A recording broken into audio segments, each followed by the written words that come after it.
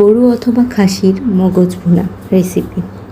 এই রেসিপিতে মগজ ভুনা করলে রুটি, পরোটা, ভাত সব কিছুর সাথে খেতে অনেক মজা লাগে।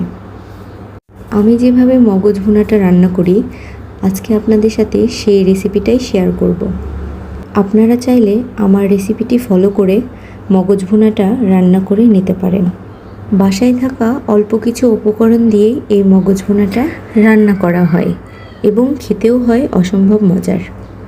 চলুন দেখে আসি কী কী উপকরণ লাগছে ধনিয়া গুঁড়া, লাল মরিচের গুঁড়া, হলুদ গুঁড়া, জিরে গুঁড়া, আদা রসুন বাটা, গরম মশলা এবং 2টা তেজপাতা, কাঁচামরিচ। আমি এখানে সয়াবিন তেল নিয়েছি, আপনারা চাইলে সরিষার তেলেও এই রান্নাটি করতে পারেন। কড়াই বসিয়ে এখানে আমি চুলার আঁচটা অন করে রেখেছিলাম। তেল দিয়ে দিলাম। তেলের সাথে পেঁয়াজটা ভালোভাবে ভেজে নেব। এখানে ডিপ করে গাঢ় করে ভাজার কোনো প্রয়োজন নেই, শুধুমাত্র পেঁয়াজের গা থেকে কাঁচা ভাবটা চলে গিয়ে পেঁয়াজটা নরম হয়ে গেলেই হবে। পেঁয়াজটা নরম হয়ে গিয়েছে, এবার আমি এখানে তেজপাতা এবং গরম মশলাগুলো দিয়ে দিব।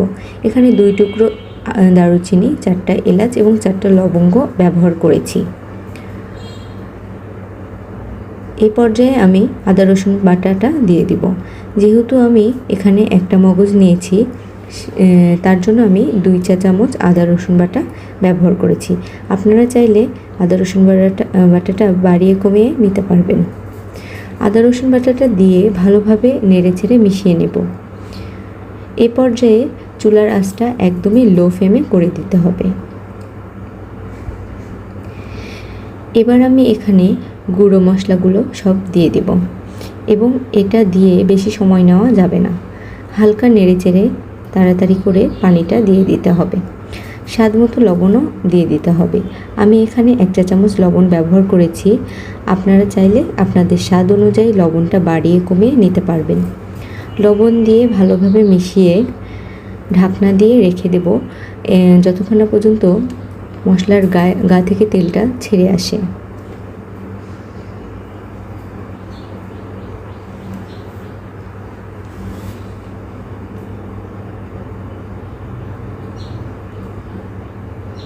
এই পর্যায়ে চুলার আঁচটা একটু বাড়িয়ে দিব।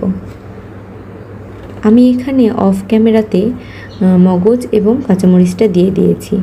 দিয়ে ভালোভাবে নেড়ে চেড়ে হালকা একটু পানি দিয়ে মিশিয়ে আবার ঢাকনাটা চাপা দিয়ে দিব। মগজটা সিদ্ধ হয়ে গেলে আমি এই পর্যায়ে নেড়ে চেড়ে ভালোভাবে মিশিয়ে মগজটা ভাজা ভাজা করে নামিয়ে নেব।